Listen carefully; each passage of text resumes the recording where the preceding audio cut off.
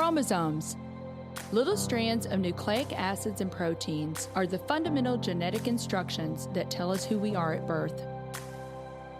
Most people are born with 46 chromosomes, but each year in the United States, about 6,000 people are born with an extra chromosome, making them a person with Down syndrome. If you've ever encountered someone with Down syndrome, you know that they are some of the kindest, most joyful people you will ever meet. They truly have something extra. My name is Lisa Nichols, and I have spent the last 24 years as both the CEO of Technology Partners and as the mother to Allie. Allie has something extra in every sense of the word. I have been blessed to be by her side as she impacts everyone she meets. Through these two important roles as CEO and mother to Allie, I have witnessed countless life lessons that have fundamentally changed the way I look at the world. While you may not have an extra chromosome, every leader has something extra that defines who you are. Join me as I explore the something extra in leaders from all walks of life and discover how that difference in each of them has made a difference in their companies, their families, their communities, and in themselves. I'm thrilled to welcome Trina Dyan Clark James. Trina is the Regional Director of Empower, a nonprofit that helps launch careers for veterans and young adults from underserved communities. Trina, I am so excited to have you on the show today. So excited to be here. Oh my goodness. You and I met several years ago through our good friend Lynn Shaw at EHI. And I remember sitting at Plaza Frontenac at the Panera, I believe it was. You're right. It was Panera. It was Panera, right? Yes. And we love a good shout out to our client, Panera, by the way. But I remember sitting across the booth from you and just being captivated by your story. Thank you. It just touched my heart so much. So I'm so excited for you to tell that story again. We're going to talk a lot about a lot of different things. Okay. But I want you to tell that story again and talk about your upbringing. And I just know that our listeners are going to be inspired and it's going to help them and instill hope in them. Well, great. And thank you so much for having me here today, Lisa. I always enjoy having conversations, very rich and meaningful conversations with you. So I always like to share that I am originally from North St. Louis, and I'm from a very historic neighborhood within the African-American community known as the Vail neighborhood. Did not realize, though, the rich history that was surrounding me when I was growing up. What I saw was a kind of constant deterioration of the neighborhood in which I grew up. And so I always like to also share that I attended elementary schools within the St. Louis Public Schools district. And so I just knew that I was going to the historic Sumner High School, the first African-American high school west of the Mississippi River. So I was devastated and a little upset, mad at my parents, as any good teenager should be, when they told me that instead of going to Sumner, they were putting me in this new program called the Voluntary Transfer Program. So I ended up being bused out to Clayton High School. And actually now as a parent, looking back, I can definitely appreciate what my parents did because I was afforded just a very high quality education and a lot of resources and just access to information and opportunities that weren't available, quite honestly, to me if I had stayed within my neighborhood school. At the time, I didn't understand that, and I also didn't understand why that was the case, why there were these disparities. I didn't know the kind of words that I would put around this. I just knew something wasn't right and something wasn't equal. Mm-hmm. So as soon as I graduated from Clayton High School, I packed my bags and said, I'm leaving St. Louis, never to return. I was just so frustrated and upset about these inequities that I was seeing. So originally went down to Atlanta in order to earn my bachelor's in mechanical engineering from Georgia Institute of Technology. And then immediately after graduating from there, went on to California to attend Stanford University and earn my master's in mechanical engineering. And then proceeded to start my life as what I thought was going to be just an engineer out in California, working my way up the corporate ladder. You were living the dream. I was living the dream. I literally was like living the dream, that, the American dream. So out in California, and I worked at a few different technology companies. Started off at a computer technology company that manufactured the printed circuit boards that go in, and so that helped me to work my way through some other companies that eventually landed me at Apple Computer. And so I say to people, I don't like to necessarily take credit for this, but I did come 2 months before Steve Jobs came back, so I don't know if maybe that was a pull for him, but right, I'm sure but it I was. but I was able to really see kind of the rebirth of this truly innovative company. So I ended up spending 7 years at Apple in different roles, starting off as an independent contributor, working my way up to become a product manager, new product manager, and then eventually being tapped to be the test engineering manager for the Americas.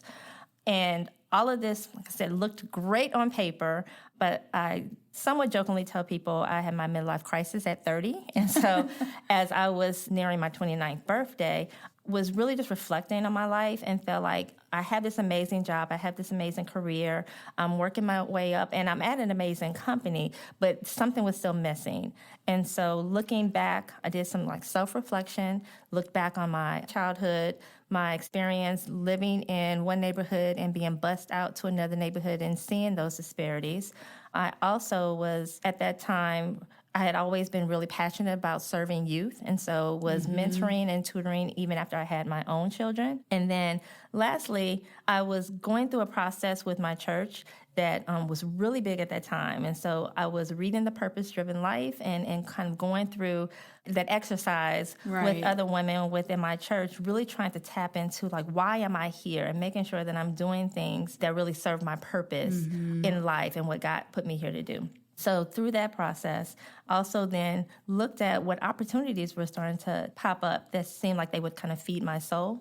That just happened to be charter public schools. So being out in Northern California, I'm seeing charter public schools come up in different neighborhoods, and it really felt like a more organic process there, where a group of teachers at a school saw an amazing new way that they would want to educate, and so said, let's start a charter school. Or a group of parents knew what was working best for their children, and so wanted to create something. So kind of put all those things together, the reflection on my experiences, the passion that I had for serving my community, particularly youth and young people, and then the opportunity that was presenting itself in terms of charter public schools being a new, innovative way to approach public education. And took all of that and made the crazy decision to leave engineering, to leave Apple, and ultimately to leave California after earning my MBA with a focus on education management and nonprofit management, and return back home to St. Louis with an express purpose of, within a 10-year time,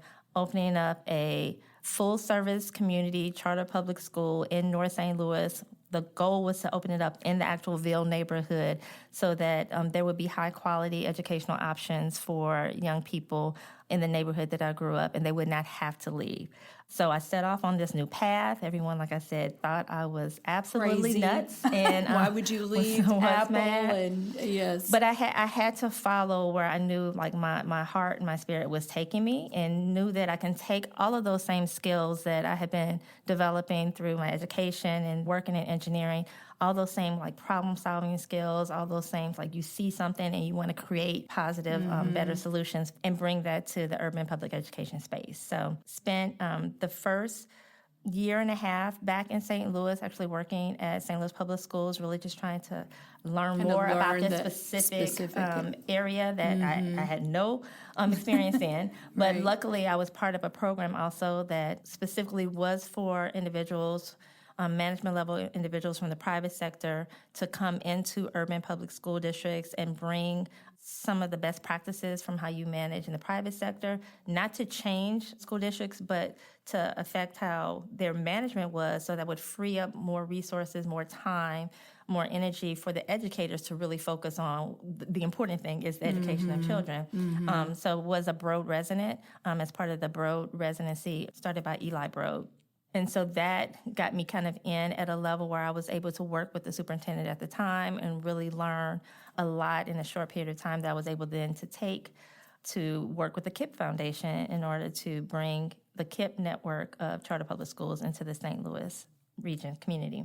I then took all the learning that went into like writing the charter, writing different grants, finding the facilities, hiring staff, doing student recruitment, in order to get that first KIPP school, which was KIPP Inspire Academy, opened in July of 2009. Took all of that knowledge and insight and applied that now to the school that was always ultimately my dream, which was Jamal Learning Center. The goal was to have a K through 8 school that would have both a full service community school model, meaning that we had not just education that we were focused on, but really the holistic approach of helping to grow, educate, and empower young people and their families, knowing that it really was about strengthening and kind of healing our whole community, not just the young people. Because honestly, I was thinking about they might be like me. They might get a great education and then just say, I need to leave here and go somewhere where things are better and not necessarily have a positive impact on the community as a whole.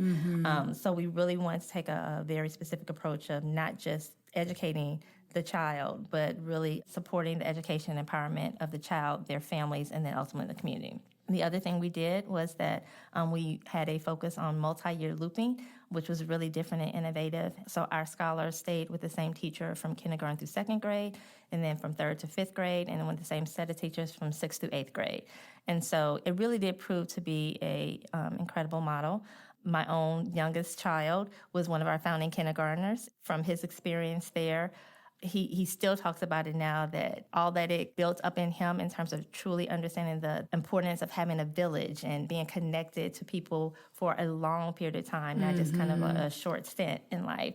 That was a wonderful experience. Unfortunately, we did not have our 5-year charter renewed. And so after our 5 years, and quite frankly, a lot of drama that opened my eyes to there's more to any industry than just the actual, act of doing what you need to do. There's a lot of politics and things that as a leader, honestly, I had to learn. I should have been paying more attention to. But our charter was for 5 years, and after that, we weren't renewed, so the school did close in 2016 after 5 years. And I found myself at kind of another crossroads in my life and trying to figure out, so what do I do next? And Empower, I learned about it from actually a friend whose son had also been at the same daycare as my youngest, and we had not seen each other since the 5 years had passed of them both graduating. But when I mentioned to her, when we ran into each other, I always say it was divine providence. I truly believe so much happens because it is really according to a greater plan than what we can even try to put together or foresee. But we ran into each other that summer. She asked how the school was going. I explained that it had literally just closed a couple months earlier when she shared the work that she was doing, working at Worldwide Technology with bringing this new technology-based workforce training and development program into the St. Louis market.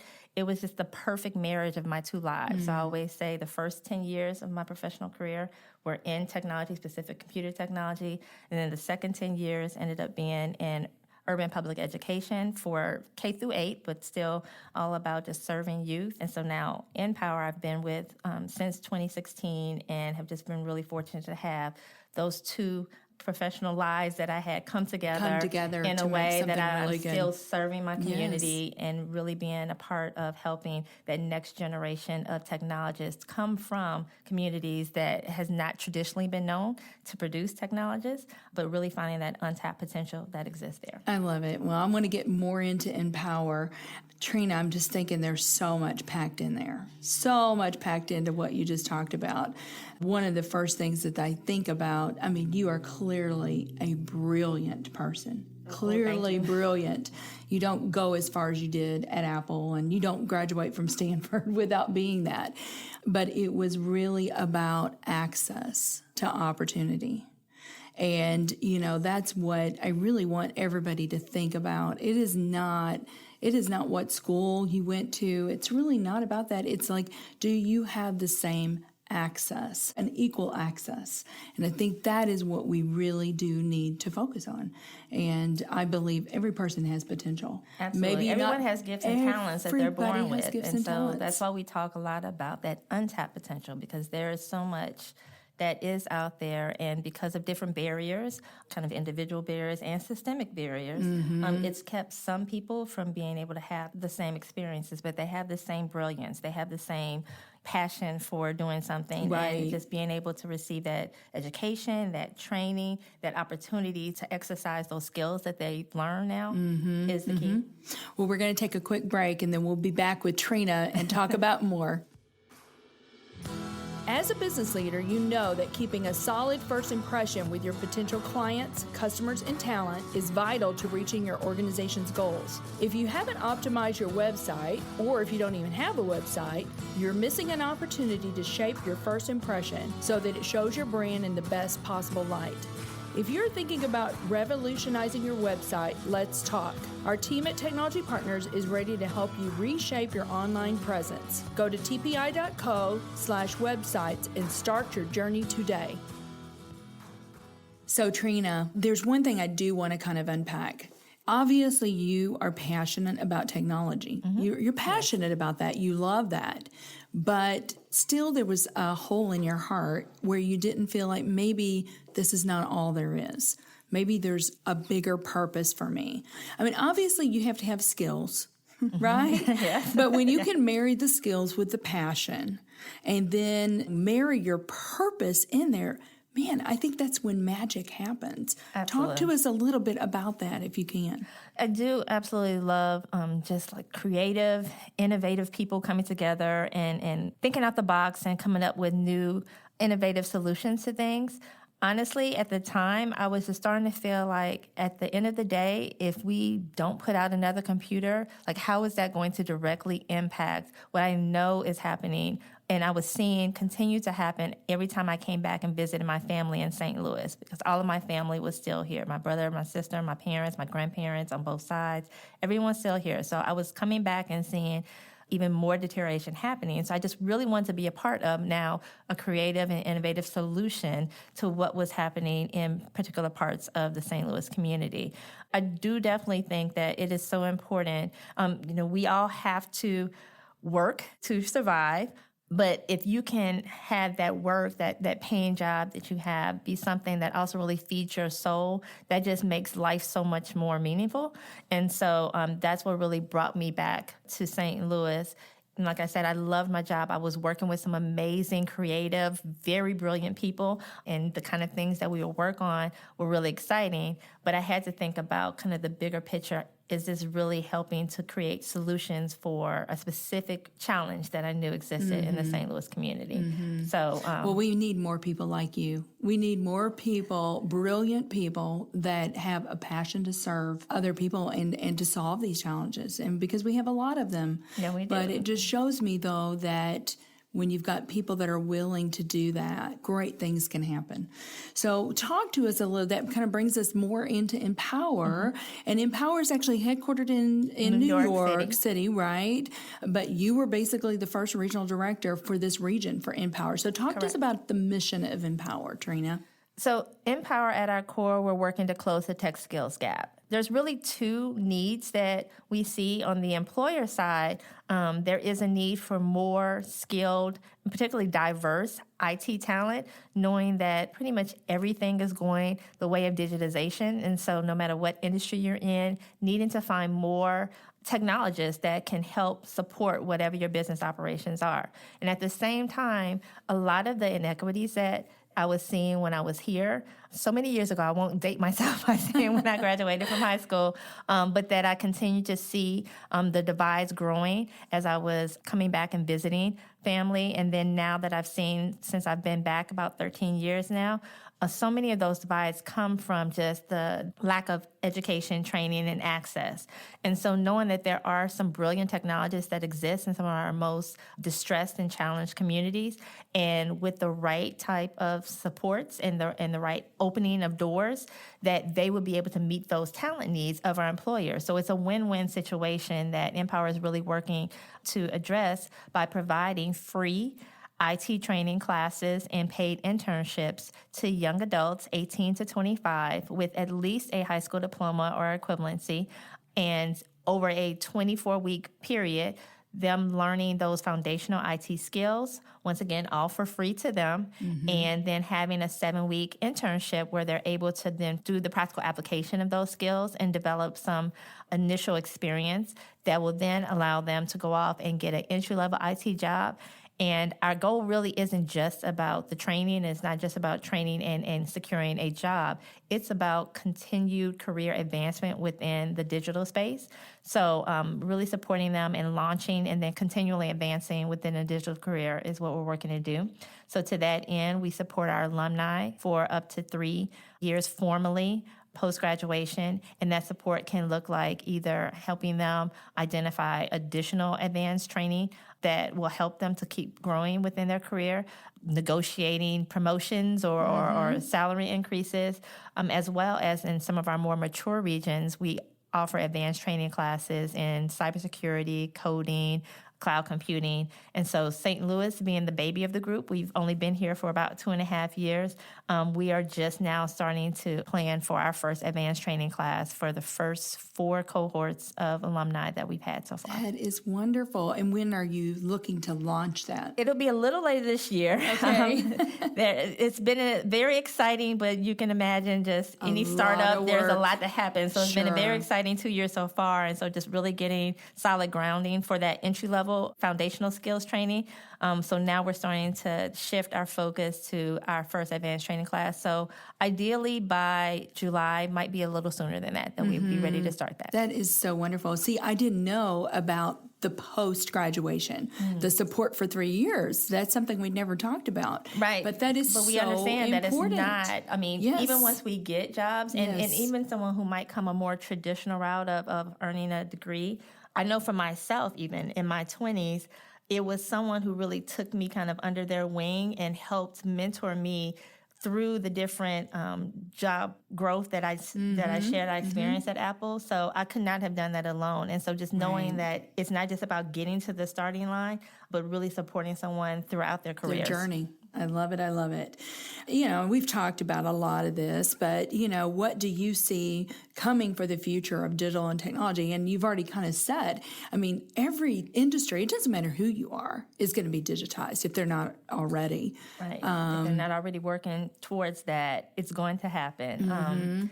One of the things we talk about is that we're at a point where we can't even really foresee with complete accuracy what the world is going to look like in 3 to 5 years. And so someone who is coming in and understanding the foundational skills and then has the capacity and the kind of agility to be able to say, okay, I see it's going in this direction, let me prepare for that. And then when something new emerges, then they're able to quickly use those skills that they already had as foundational knowledge and use that to apply to this new technology. And so just that ability to not just be kind of stuck in the moment, but always be learning, always be growing, and always be flexible and able to move. Because honestly, all that I think we all can say for sure is that we're going to continue to have more and more technology at play. Right. But really knowing what that is, like things that are really exciting right now are around automation, AI, artificial intelligence, robotics process automation, and everything being in the cloud.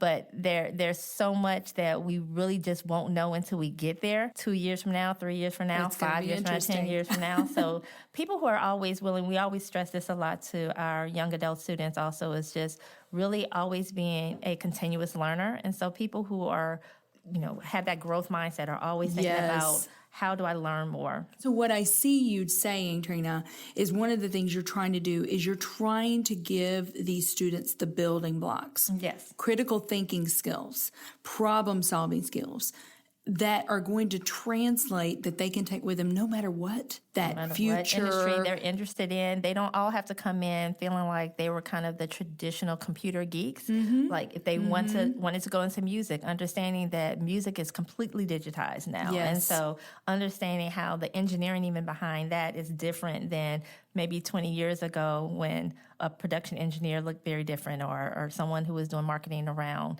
music would look very different. So Very good. So rich here. I love this discussion. I think we could go on and on and on. But talk to us. This is called Something Extra. Talk to us, Trina, about something extra that you've seen in one of your team members. It could be a mentor. It could be a coach. Give us something extra that you've seen in one of those people. So I want to talk about the head of school that was at Jamal Learning Center. She actually came in for the last 3 years, and it was after a very tumultuous time where it almost looked like we were going to close after our second year.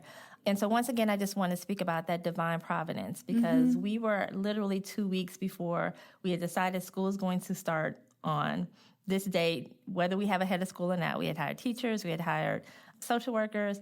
But finding her after so many interviews and things looking like they were going to work out and didn't, it really was divine providence, as someone just mentioned, that this was a young woman moving from Springfield, Illinois to St. Louis, Missouri, had been in education.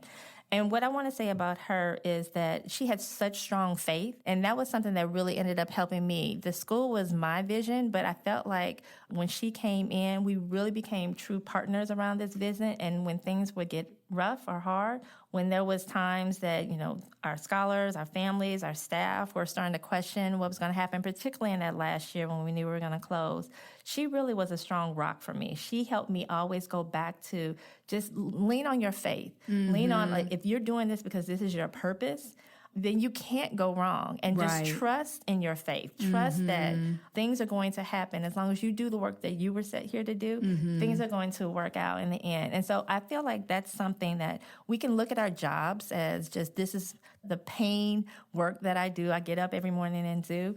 But when you really have that kind of purpose-driven, faith-based approach to it, it almost becomes like a ministry for you. And so it just gets you through the hard times. And I think as a leader, she really helped me in kind of maneuvering through the obstacles and the challenging points by helping me to stay so strong rooted to the in my vision, faith. rooted in your faith and strong to that vision. That's wonderful.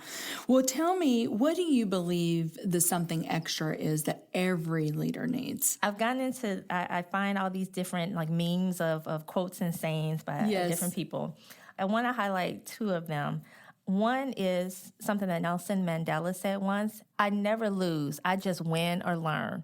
And so that whole, I love that idea. And I say that to our students a lot because I feel like it's the idea of seeing every opportunity, seeing everything as not just as a failure, a setback, or you kind of shut down.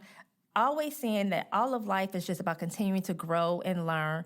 And whether you're winning or you're winning because you're learning from what others might call a loss, you're always winning. And so just really having that mindset is something I think is so critical, especially to get through those humps and through those obstacles and through those setbacks. I think also just the importance of village. And so even just literally yesterday, I was speaking with someone. We both went to Georgia Tech. We both were from St. Louis, but we didn't meet till we were there. And we actually didn't meet until we ended up pledging the same sorority together. She's another just powerful person who's part of my village. And in speaking with her yesterday about some things that we're constantly growing and continuous learners. So I'm at a point where I'm still trying to figure out, okay, what do I need to do to continue to grow? And what I'm doing here. Speaking with her yesterday, she was saying that all life is just a series of experiences that we should be learning from. And just kind of where I was going through that midlife crisis and leaving Apple to go into education, she was saying, what did you learn from that process? It actually kind of sparked my thoughts about, maybe this is another good time for me to go through the purpose-driven life again. It's not something that's just kind of a one-time thing. Absolutely. It's because we're all continuously evolving and growing and learning. We're not the same person that we were 7 years ago. So maybe our purpose... So just like technology continues to change and evolve like we as people. And so, but I'm bringing that story up more just to think about how impactful that was for me to be able to reach out to her yesterday when I was having some moments of, like I told her, I'm having some moments of crisis in my thoughts and clarity right now. I think a lot of people, they'll see an individual who is doing some amazing things and they'll think, wow, that person is just, they're brilliant, they're driven. But realizing the strength of their village around them and how that really helped them to get where they are, I really do value critical. that. And so I just think that's something we all need to think about, being very intentional about who we surround ourselves with and who we have in our village. Great advice. I love that. So, Trina, I want to give you the opportunity to talk about something that's coming up. How can people get involved in Empower if they would want to? And I'm hoping that they will. Like I said, just thinking about in my 20s, and I look at the young people we serve at Empower now and think a lot about how I see myself in them. And so just both leveraging that idea of how important it is to have a village and how important it was for me to have kind of mentors take me under their wing in my 20s as I was first just developing as a technologist, as a professional. We're big on engagement with professionals, with technologists at different stages of their career. And so having them either come in and serve as a guest lecturer to speak about something, whether it's their journey professionally or a specific topic around, conflict resolution, developing real grit and resiliency, as well as serving as mentors, just being a part of that village that our young people are working to develop at this stage of their career. Just all the support that we can get as we wrap our arms around this next generation of technologists is going to pay dividends, not just for them, but for those that are coming before them and then for the companies that they work for. So it would be wonderful to have anyone who's interested in being a part of the Empower Village here in St. Louis to contact me would be great. So how would they find you, Trina? They can find me either, my email address is trina.james@empower.org. So that's TRIN as in Nancy JAM as in Mary ES at NPOWER.org. Also, I love for people to just contact me by phone at 314-325-9894. And then you can also find us on our website at empower.org. Go under the locations, find the St. Louis region, and look forward to being able to have more people join our village. Well, I hope that a lot of our listeners will answer the call and and give you a call and get involved with Empower. They're doing wonderful things. So thank you again, Trina, for being with us today. Thank you for the time. Is executive produced by Brian Muncie. Our technical producer is Daniel Williams. Something Extra with Lisa Nichols is a Technology Partners production. Copyright Technology Partners, Inc., 2019. For show notes or to reach out to Lisa, visit tpi.co/podcast. Don't forget to leave a review on Apple Podcasts, Google Play, or wherever you listen.